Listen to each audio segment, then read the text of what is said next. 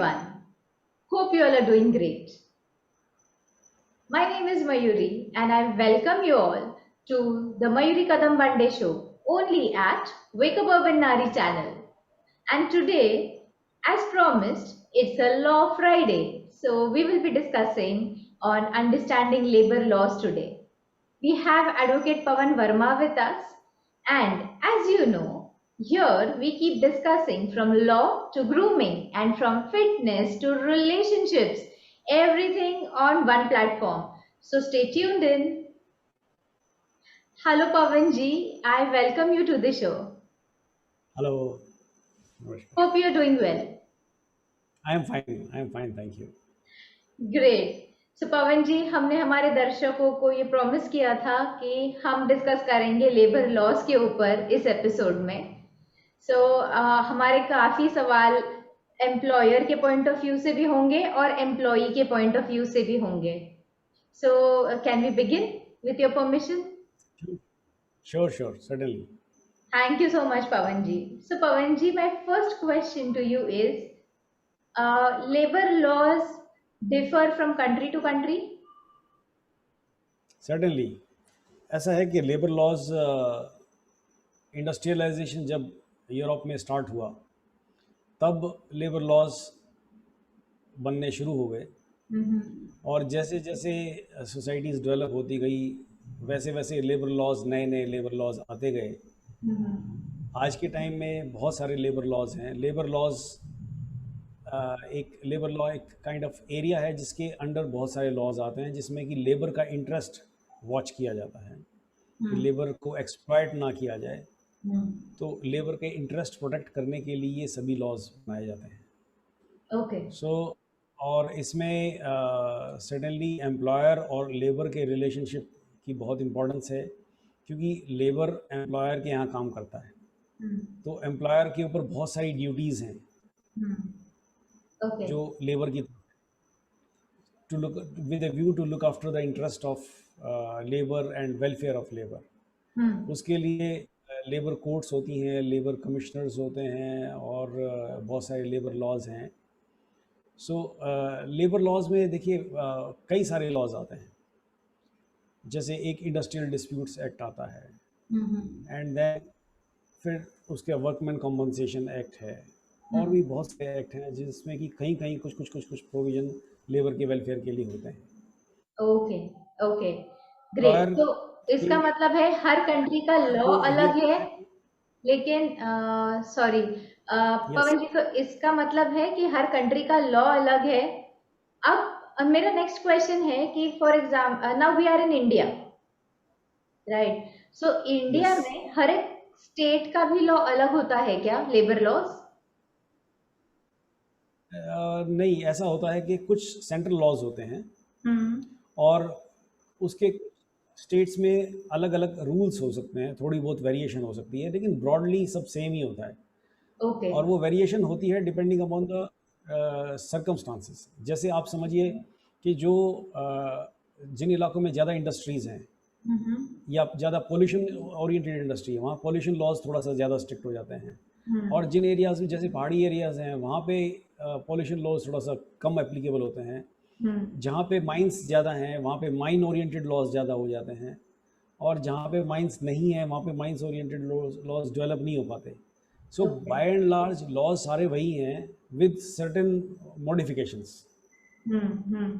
Okay so overall law will be same थोड़े बहुत sections उसमें चेंज होते जाएंगे कोई कोई एनेक्शर्स या कुछ सेक्शंस बदलते जाएंगे have I understood it correct कुछ प्रोविजन के रूल्स होते हैं, कुछ तो सेक्शंस होते हैं, फिर ओके उस सेक्शन के साथ में कुछ रूल्स होते हैं उस सेक्शन को फॉलो करने के लिए। प्रोसीजरल जो चीज़ें होती हैं वो फिर वेरी करती है। ओके हाँ so now it clarifies for a layman like me who does not understand anything out of law जिन्हें कोई भी समझ नहीं है उनको ये समझने के लिए हेल्प हो जाएगा but it's Yes, yes. Really good because हमने स्टार्टअप्स के बारे में बात किया हमने लॉ रिलेटेड कंपनी फॉर्मेशन के बारे में बात किया तो ये एक एक्सटेंशन है उसी एपिसोड का सो Yes. पवन जी आप अब जब कोई नई कंपनी फॉर्म कर रहा है उस टाइम पे when they are taking the legal advice, उसके साथ साथ लेबर लॉ से रिलेटेड कौन सी चीजें किसी इंसान ने ध्यान में रखनी चाहिए? Any entrepreneur should keep it in mind. देखिए, सबसे एक चीज़ तो ज़रूरी, जैसे ही आप एम्प्लॉय हायर करना स्टार्ट करते हैं तो आप ये देख लीजिए, दो कैटेगरी के एम्प्लॉय होते हैं। ओके। एक होता है मैनेजरियल लेवल से अबव और एक मैनेजरियल लेवल से बिलो। जो मैनेजरियल लेवल से अबव होते हैं वो लेबर में नहीं आते, ओके। और जो मैनेजरियल लेवल से नीचे हैं वो लेबर में आते हैं। फॉर एग्जांपल, आपने 5 एम्प्लॉय ही हैं आपके पास, या 2 ही हैं या 3 ही हैं। एक ने आपको मैनेजर बनाया हुआ है, एक को आपने मैनेजर बनाया हुआ है, और एक को आपने पीयून बनाया हुआ है, और एक को सपोज आपने कुछ एक टाइपिस्ट का रोल दिया हुआ है। सो टाइपिस्ट का कोई मैनेजरियल रोल नहीं है, वो कुछ मैनेज नहीं करता, उसको एक काम दिया था वो वही काम करना होता है। पीयून को एक काम दिया था वही करना होता है। लेकिन मैनेज होता है कि एक मैनेजर है, वो उसके नीचे 2 आदमी हैं, उनको मैनेज कर रहा है। सो मैनेजर कभी भी लेबर में नहीं आता, लेबर की डेफिनेशन से ही बाहर हो जाता है वो। सो आप ये मान के चलिए कि कंपनी में ज़्यादातर आदमी तो लेबर लॉ से बाहर ही होते हैं, लेबर की डेफिनेशन से बाहर होते हैं। बहुत कम लोग, जो लोअर स्टाफ होता है वही लेबर लॉ में लेबर की डेफिनेशन में आता है। सो जब आप नई कंपनी बना रहे हैं तो आप ये समझ लीजिए कि अगर आप जो एक आपकी एचआर पॉलिसी होनी चाहिए, भले ही आप 2 एम्प्लॉय रखें, आपकी एक एचआर पॉलिसी होनी चाहिए। और उस एचआर पॉलिसी में ये होना चाहिए कि इनको लिमिटेड आवर्स 8 घंटे से ज़्यादा नहीं होंगे, ठीक है। उसके बाद अगर ओवर टाइम होता है तो उसको आप कुछ इंसेंटिव दे सकते हैं। हॉलीडेज़, जितनी भी नेशनलाइज्ड हॉलीडेज़ हैं उन पे उसको हॉलीडे मिलनी चाहिए, 1 से वीक हॉलीडे मिलनी चाहिए। दीज आर जनरल नॉर्म्स, आप एक जनरल नॉर्म पकड़ के चलिए आप, सो दैट लेबर लॉ की प्रॉब्लम ही नहीं आए। और फिर जैसे ही आप 20 एम्प्लॉय से ऊपर जाते हैं, आपकी स्ट्रेंथ जाती है, तो फिर आपको प्रोविडेंट फंड में भी रजिस्टर कराना होता है, फिर प्रोविडेंट फंड के लॉज भी एप्लीकेबल हो जाते हैं। ओके। तो ये तो ब्रॉड थिंग है। और अगर एक एम्प्लॉई है जो कि सपोज मैनेजर पोस्ट पे काम कर रहा है और उसको उसका काम सेटिस्फैक्ट्री नहीं है और आप उसको निकाल देते हैं, तो जैसे ही वो टर्मिनेशन की बात आती है तो एकदम से लेबर लॉज का क्वेश्चन उठता है कि ये आप इसका क्या करेंगे, इससे क्या अगर झगड़ा हुआ तो उसको सोल्यूशन, उसका रेजोल्यूशन कैसे करना है। So appointment letter is the contract between you and the employer that regulates, उसमें जो टर्म्स एंड कंडीशन है वो रेगुलेट करती हैं आप दोनों के रिलेशनशिप को। अगर वहाँ से आपकी मैनेजरियल पोस्ट रिफ्लेक्ट हो रही है या प्रमोट हो गई मैनेजरियल पोस्ट रिफ्लेक्ट हो रही है, तो अगर आप एम्प्लॉई हैं तो आप लेबर कोड में नहीं जा सकते, आप सिविल कोड में जा सकते हैं लेकिन लेबर कोड में नहीं जा सकते एम्प्लॉयर के अगेंस्ट। ये बात एम्प्लॉयर को पता होनी चाहिए। जब आप बिजनेस लगाने लगे हैं तो आपको पता होना चाहिए कि अगर मैं एक अगर मैनेजरियल पोस्ट से नीचे के आदमी को अगर मैं फायर करता हूँ तो वो लेबर कोड जा सकता है। ओके। और लेबर कोड में फिर एकदम से मैकेनिज्म एकदम प्रेशर पड़ जाता है, क्योंकि लेबर कोड पहले वो एप्लीकेशन लगाता है और लेबर कमिश्नर के पास जाती है, लेबर कमिश्नर तुरंत आपसे बुक्स मंगवा लेता है, आपने कितने घंटा ऑफिस खोला उसका रिकॉर्ड दिखाइए, आपने एम्प्लॉयज़ की लिस्ट दीजिए, मुझे ये दीजिए वो दीजिए। सो इनफैक्ट वो सिविल कोड चला जाए तो इतना प्रेशर नहीं होता एज एम्प्लॉयर, लेकिन लेबर कोड में जाने में प्रेशर ज़्यादा पड़ता है एकदम से, क्योंकि वो कुछ भी रिकॉर्ड मांग लेते हैं। और so it is always good के पहले तो जब भी एक किसी आदमी को आप निकाल रहे हैं तो उसका प्रॉपर रिकॉर्ड आपके पास होना चाहिए, मतलब आप डॉक्यूमेंटेड होना चाहिए कि आप उसे क्यों निकाल रहे हैं। आप ईमेल पे ले लें चीज़ों को, उससे ईमेल लिखवा लें या आप ईमेल लिखें, उसको वार्निंग दें और सब बताएं उसको, और उसकी सुनवाई भी करें। जैसे अगर मान लिया आपने सपोज उसने कोई गलती की है तो या कोई डिसिप्लिनरी एक्शन आप लेना चाहते हैं तो आप उसको ईमेल से कम्युनिकेट करें, ज़बानी मत कम्युनिकेट करें, ईमेल से कम्युनिकेट करें कि तुमने ये किया है, या लिखित में। अगर वो इंग्लिश नहीं जानता या लोकल लैंग्वेज जानता है तो आप लोकल लैंग्वेज में लिख के उससे रिसीव करा लीजिए कि हमने आपको बता दिया तुमने क्या गलती की है। और फिर उसको एक मौका भी दीजिए अपनी सफाई में कुछ कहने का, उसको एक अपॉर्चुनिटी दीजिए कि तुम्हें कुछ कहना तो लिख, अगर तुम मुझे रिटर्न में देना चाहते हो तो रिटर्न में दो, कहना चाहते हो तो कहो, सो दैट एक प्रॉपर हियरिंग हो जाए आपके पास, एंड देन उसको फिर आप निकाल सकते हैं। और उसके अपॉइंटमेंट लेटर की टर्म्स एंड कंडीशन के हिसाब से ही आप निकाल सकते हैं। और अगर अगर आप एम्प्लॉयर हैं तो आप ही अपॉइंटमेंट लेटर बनाते हैं। तो अपॉइंटमेंट लेटर जो आप बना रहे हैं वो एक लॉयर से कंसल्ट करके बनाएं, सो दैट उसका गलत तरीके से राइट फ़ायदा ना उठाया जा सके। Right so so I think this is very critical, क्योंकि कई बार ऐसा होता है कि स्टार्टअप है, चलो स्टार्टिंग करना है and then you are hiring people, लेकिन मुझे नहीं लगता कि अपॉइंटमेंट लेटर फिक्स करने के लिए भी लॉयर से कंसल्ट कोई करता होगा। या मतलब जब स्टार्टअप है, छोटा कंपनी है, we are trying to set up things and कई बार आई थिंक ये फैक्टर कितना ध्यान में आता होगा लोगों के, इट्स रियली डिफिकल्ट। देखिए, जब तक कोई प्रॉब्लम नहीं आती ना तब तक कुछ ज़रूरत नहीं पड़ती। जब प्रॉब्लम आती है, अपॉइंटमेंट लेटर कोई पढ़ता भी नहीं है। अपॉइंटमेंट लेटर की तभी ज़रूरत पड़ती है जब कुछ डिस्प्यूट अराइज होता है। और जब डिस्प्यूट अराइज होता है तो वही लेटर सबसे ज़्यादा इंपॉर्टेंट हो जाता है। एग्जैक्टली या this is true with every agreement. जब तक एग्रीमेंट लोग इतने सारे लोग करते हैं और एग्रीमेंट दोनों पार्टी से पढ़ती भी नहीं है, लेकिन जब डिस्प्यूट अराइज होता है तो that is the most important document which regulates the relationship between you two. So बहुत कैजुअली ना लें। अगर आप स्टार्टअप भी हैं, लॉयर अगर आप नहीं हायर करना चाहते हैं तो भी बी केयरफुल कि आप उसमें क्या लिख रहे हैं, थोड़ा सा सावधानी से, क्योंकि ये एक लीगल डॉक्यूमेंट है, एक कॉन्ट्रैक्ट है। सो इसके बेसिस पे आपका एम्प्लॉई आपको परेशान कर सकता है या एम्प्लॉयर भी एम्प्लॉई को परेशान कर सकता है, कुछ भी हो सकता है। बट फिर भी एक न्यूट्रलिटी तो रहनी चाहिए उसमें अपॉइंटमेंट लेटर में। और वो आप एक बार देख लें, ऐसा नहीं कि कहीं से भी आप उठा के और उसको पेस्ट करें। आप एक बार उसको देख जरूर लें। Yeah, I think this can be a misunderstood concept कि हाँ ठीक है, अपॉइंटमेंट लेटर ही तो देना है, and then yeah, it can lead the employer into a bigger yes challenge. Yes. उसके अलावा कुछ और भी चीज़ें होती हैं। अगर आप सपोज़ एक ऑफिस में आप अपने 4 एम्प्लॉई को बैठा रहे हैं, तो वहाँ पे जो कंडीशंस हैं, सिटिंग कंडीशंस नॉर्मल होनी चाहिए। ये नहीं कि आप उनको एक डैम्प रूम पे वहाँ पे बैठा रहे हैं, या बिल्कुल जहाँ पे लिविंग कंडीशन नॉर्मल नहीं है वहाँ पे आप बैठा रहे हैं। They should be treated with humanity kind of. Like अगर ऑफिस में काम करें तो इतनी बड़ी बात नहीं आती, लेकिन जब छोटी सी फैक्ट्री में काम होता है वहाँ पे कई बार बहुत हैज़ार्डस काम होता है। फॉर एग्जांपल, आप ग्लास वर्क की कोई फैक्ट्री लगा रहे हैं, छोटी सी आपने मशीन लगाई हुई है, उस पर कोई काम कर रहा है और उसमें से ग्लास का कोई टुकड़ा निकल के उसकी आंख में लग जाता है, तो थिंग्स लाइक दैट, उसकी सेफ्टी प्रिकॉशंस वगैरह सब देखे जाने चाहिए। क्योंकि बहुत सारे लॉज होते हैं, लेबर लॉज होते हैं, जिसमें कि लेबर इंस्पेक्टर्स होते हैं, वो आके आपकी जगह को इंस्पेक्ट कर सकते हैं कि वहाँ पे ठीक ठाक कंडीशंस हैं या नहीं, नॉर्मल लिविंग कंडीशंस हैं नहीं, proper light, proper escape, proper ventilation, ये सारी चीज़ें होनी चाहिए वहाँ पे। और उसके अलावा वर्किंग आवर्स और हॉलीडेज़ का एक special shops and establishment act में भी स्पेशली लिखा हुआ है।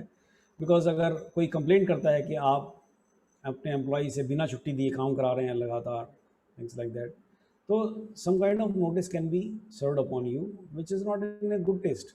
So it is always good to take care of these things. फिर अगर कोई लेडी आपके यहाँ काम करती है तो उसको प्रेगनेंसी लीव मिलनी चाहिए, और उसको मैटरनिटी लीव बोलते हैं उन्हें, तो वो that is around 6 months when the appointment is confirmed kind of. सो वो आपको पता होनी चाहिए। ऐसा ना हो कि आप एकदम से आपने लेडी को, आपने अभी स्टार्टअप किया, आपने लेडी को हायर किया है और then lady gets pregnant and you say मैं तो काम ही अभी स्टार्ट हुआ है, मैंने how do I manage it. That you have to see, that as an employer you have to see, because the lady has the right. So ये आपको पता होने चाहिए so that you can take decisions accordingly. कभी कभी हमने ऐसे situations भी देखे हैं पवन जी, मेरे करियर के टाइम में।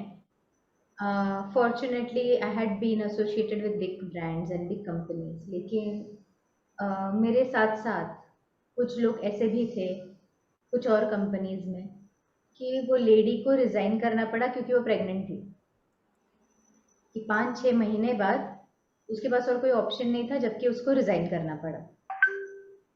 सो as a employer we understand कि एम्प्लॉयर के ऊपर प्रेशर आ रहा है, but that person has also served some service, and I think abroad अगर कोई भी कंट्री में आप जाते भी हो या एज ए एम्प्लॉई, आपका काफी ख्याल रखा जाता है हाँ। क्योंकि वहाँ के लॉज काफी स्ट्रिक्ट है। यस। लेकिन यहाँ पे जब वो lady is into that situation, already she is facing multiple struggles, आपको नहीं पता है उसके घर में बैक ऑफ द सीन्स क्या है कि उसको दैट्स नौकरी की कितनी जरूरत है। And then she has come, और उसके बाद उसको या तो अगर वो प्रेग्नेंट है तो जॉब डिनाई कर दिया जाता है इंटरव्यूज में, या फिर उसको मतलब प्रेशराइज करके नौकरी छोड़ने पे मजबूर किया जाता है। और क्लियरेंस, सर्टिफिकेट, इन सारी चीजों के लिए उसको तकलीफ ना हो इसलिए वो लेडी भी चुप रहती है, दैट्स राइट। वो भी कुछ नहीं बोलती। हम्म। So this is something that has been frustrating me from a long time. When I saw that, earlier I did not realize the seriousness of it कि इसका impact कितना हो सकता है किसी के ऊपर। लेकिन जब मैंने किसी की फैमिली को देखा और उसको इतना सफर होते हुए देखा उस लेडी को, I thought this point should be brought up on our platform. क्योंकि क्या होता है, suddenly this is a serious. लेकिन ये ऐसा हो जाता है पवन जी कि ऐसे केसेस में क्या करना चाहिए लेडीज ने, क्योंकि ना वो प्रूव कर सकती है, ना वो एम्प्लॉय के खिलाफ खड़ा, एम्प्लॉयर के खिलाफ खड़ा होना चाहती है, क्योंकि क्या हो जाता है उसके बाद उसको टैग लग जाता है, सो कॉल्ड सोसाइटी का टैग लग जाता है कि नहीं ये लेडी बहुत झगड़ालू है, इसने अपने पुराने कंपनी में बॉस के ऊपर केस कर दिया था, या फिर कोई और चीज।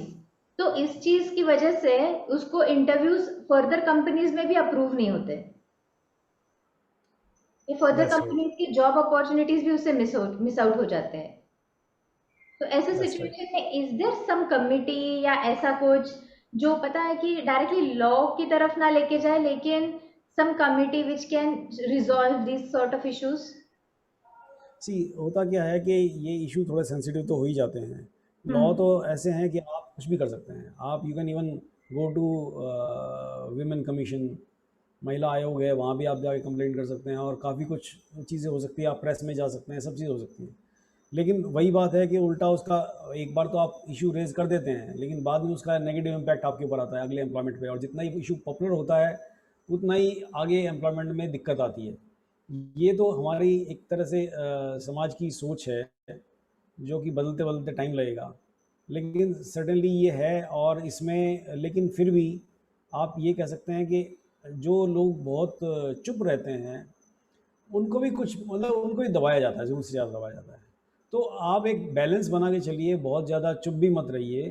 किसी भी कंपनी में आप जाते हैं तो थोड़ा सा वहाँ पे आप बिल्कुल गाय की तरह ही मत रहिए शुरू से ही, पहले दिन से थोड़ा सा आप ये दिखाइए कि जो ठीक बात होगी मैं मानूंगी, जो नहीं होगी नहीं मानूंगी। क्योंकि होता ये है कि जो दबता है उसे और दबाया जाता है।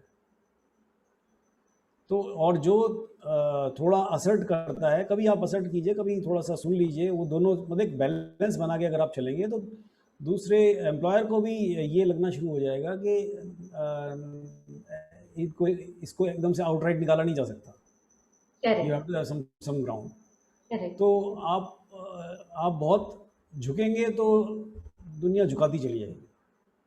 सही बात है। तो पहले से ही आप एक थोड़ा सा एक असर्टिव सा अपना स्टैंड लेके चलिए। Yeah, I think, yeah, this is very important point. My dear Naris, please note this down. जितना आप डरोगे उतना ही दुनिया आपको डराते रहेगी, और हर एक चीज को एक्सेप्ट करना और हर एक चीज में दबते रहना is not required. At least live your life for yourself. Societal pressure है, फैमिली प्रेशर है, कमाने का प्रेशर है, आई अंडरस्टैंड, लेकिन अपने लिए कब खड़े होगे आप अपने लिए खड़े नहीं होगे तो कोई और आपके लिए खड़ा नहीं होने वाला है यहाँ पर। Yes yes yes. I think that is one key thing that you should note it down and be there always. मेरा अगला सवाल पवन जी ये है कि हमने एम्प्लॉयर के बारे में तो डिस्कस कर लिया, एम्प्लॉय विमेन के बारे में डिस्कस कर लिया, और ये यूजुअली लेबर लॉज में ये यूनियन वगैरह फॉर्मेशन का कुछ आता है, तो ये लेबर यूनियंस क्या होता है? लेबर यूनियन ऐसे होते हैं कि लेबर यूनियन का कॉन्सेप्ट स्टार्ट हुआ था लेबर्स के इंटरेस्ट को, वेलफेयर को वॉच करने के लिए। ओके। और अगर होता ये है कि बहुत सारे लेबर ऐसे होते हैं जिनको निकाल दिया और वो एम्प्लॉयर के अगेंस्ट, मालिक के अगेंस्ट कुछ कुछ करना ही नहीं चाहते, या उनको पता ही नहीं है क्या करना है, क्योंकि वो अनपढ़ टाइप भी हो सकते हैं। और बड़े शहरों में तो फिर भी पढ़े लिखे होते हैं, लेकिन जो छोटे शहर हैं वहाँ पे बहुत सारा लेबर ऐसा होता है जो मैनुअल लेबर काम करते हैं, जो पढ़े लिखे नहीं होते, उन्हें नहीं पता होता, उन्हें तो लिखना पढ़ना भी ठीक से नहीं आता कि वो करें तो क्या करें। उस सिचुएशन में लेबर यूनियन पिक्चर में आती है। और होता यह है कि लेबर अपने आप को पहले से किसी ना किसी लेबर यूनियन से जोड़ के रखते हैं, और जैसे ही उनको प्रॉब्लम आती है दे गो टू देयर यूनियन। उनके यूनियन के इलेक्शंस होते हैं, यूनियन की एक एग्जीक्यूटिव बॉडी होती है, वो जब भी कोई प्रॉब्लम आती है तो वो वहाँ जाते हैं और बताते हैं मेरे साथ ऐसा हुआ है। फिर वहाँ पे उनका स्टाफ, जो उनका जो एक हर एक यूनियन का एक कोई भी जो लीगल का बंदा रहता है, वो उसकी कंप्लेंट को लिखना, किसके अगेंस्ट लगाना है, कंप्लेंट कहाँ लगानी है, उसका कैसे एक्शन लेना है, वो चीज़ें फॉलोअप करता है। और उसके अलावा अगर एक फैक्ट्री है और उसमें ग्रुप में बहुत सारे लेबर को सताया जा रहा है, किसी तरीके से एक्सप्लॉइट किया जा रहा है, तो फिर ये लेबर यूनियन एजिटेशन भी करती हैं, उसको बड़े लेवल पे एजिटेशन भी करती हैं और हड़ताल वगैरह भी होती है। तो बड़े लेवल पे वो भी चीज़ें होती हैं जो अकेला लेबर नहीं कर सकते। तो वो एक तरह से गाइडेड चीज़ें हो जाती हैं। तो इसलिए लेबर यूनियन की इम्पोर्टेंस है, लेबर पॉइंट ऑफ व्यू से बहुत बड़ी इम्पोर्टेंस है।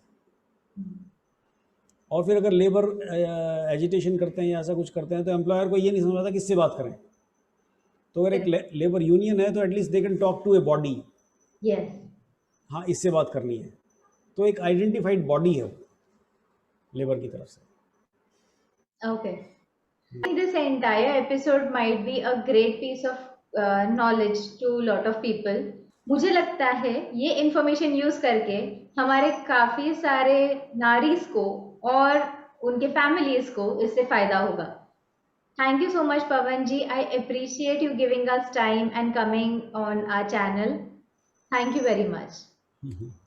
And my dear naris and their families, don't forget to follow me on Facebook, Instagram, YouTube, and LinkedIn. And also follow Pawan ji on his channel.